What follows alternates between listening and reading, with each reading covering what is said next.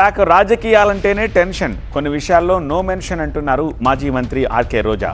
Once పాలిటిక్స్లోకి enter అయ్యాక అనారోగ్య సమస్యలు ఆహ్వానం లేని అతిథుల్లా వచ్చి పలకరిస్తాయి అన్నారు. తనకు కూడా బీపీ షుగర్ వచ్చింది అన్నారు. ఫైర్ బ్రాండ్ రోజా చాలా విషయాలు ఓపెన్ గా మాట్లాడతారు. రాజకీయ విషయాలైనా వ్యక్తిగత విషయాలైనా తన అనుచరులతో పంచుకుంటారు.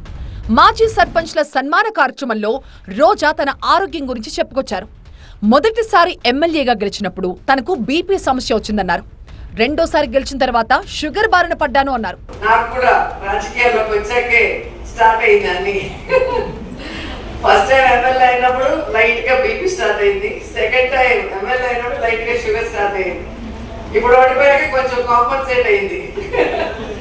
రాజకీయం అంటేనే మానసిక ఒత్తిడి కామన్ అన్నారు రోజా. సహాయం కోరిన అందరికీ సహాయం చేయాలనుకున్నప్పటికీ కొన్ని కారణాల వల్ల చేయలేని పరిస్థితి ఉంది అన్నారు. రాజకీయం అంటేనే టెన్షన్ తో కూడుకున్నది. 100 మంది ఉంటే 100 మందికి మనం న్యాయం చేయలేని పరిస్థితి ఉంటుంది. మనమేం దేవుళ్ళు కాదు కదా.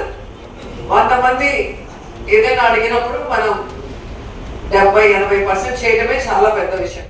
రాజకీయాలకు వచ్చాక ఆరోగ్యం ఎలా ఉన్నా ఎన్నికల్లో గెలిచినా ఓడినా పాలిటిక్సే చేస్తామన్నారు.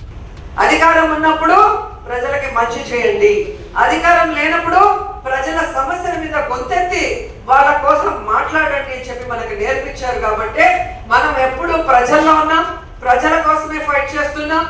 వచ్చే స్థానిక సంస్థల ఎన్నికల్లో టికెట్ రాని వారు తనకు బీపీ పెంచే ప్రోగ్రాం పెట్టుకోవద్దన్నారు రోజా. ప్రజలు మనకు ఓటేయడానికి సిద్ధంగా ఉన్నారు.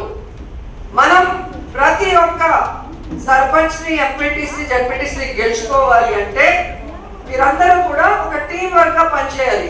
గ్రూపులు చేయకూడదు, లేదా నాకు ఇలేదు కాబట్టి నేను వీడికి చేయను అని చెప్పి ఓడించడానికి ప్రయత్నం చేయకూడదు. ఎందుకంటే మనం అపోజిషన్ లో ఉన్నాం.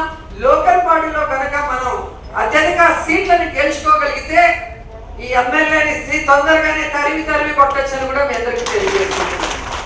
ఫైనల్ గా రాజకీయ నేతలు ఆరోగ్యం కాపాడుకుంటూ ఆరోగ్యకరమైన రాజకీయాలు చేయాలంటూ ఆకాంక్షించారు రోజా.